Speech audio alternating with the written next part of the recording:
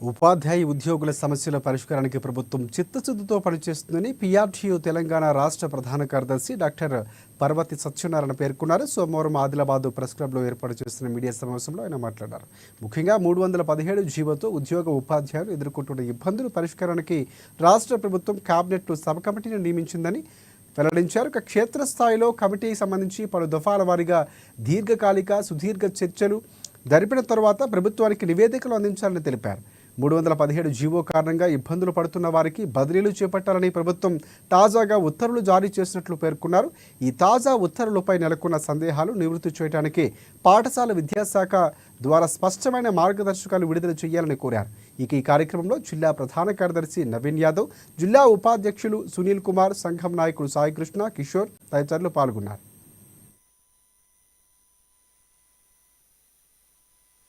2 MLC ఎన్నికలు జరగబోతున్నాయి. ఉపాధ్యాయ ఎమ్మెల్సీలు, ఒకటి నల్గొండ నియోజకవర్గం, 2 కరీంనగర్ నియోజకవర్గం.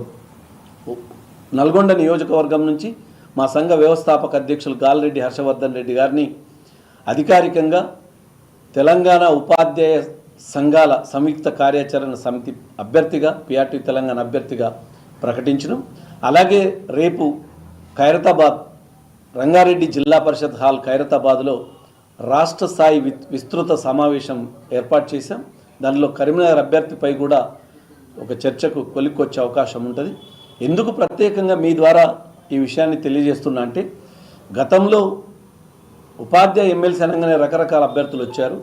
కానీ పీఆర్టీ తెలంగాణ మాత్రం విద్యార్థులకు, ఉపాధ్యాయులకు, మరీ ముఖ్యంగా ప్రభుత్వ విద్యపై ప్రత్యేక శ్రద్ధ వహించి తగు అవగాహన కలిగి ఉన్న అభ్యర్థుల్ని మాత్రమే ఈ 2 నియోజకవర్గాలలో ఉపాధ్యాయ ఎమ్మెల్సీని అభ్యర్థిగా నిలబెట్టి చట్టసభలు ఆశించిన రీతిగా, తెలంగాణ ప్రజలు ఆశించిన రీతిలో కృషి చేసే అభ్యర్థులు మాత్రమే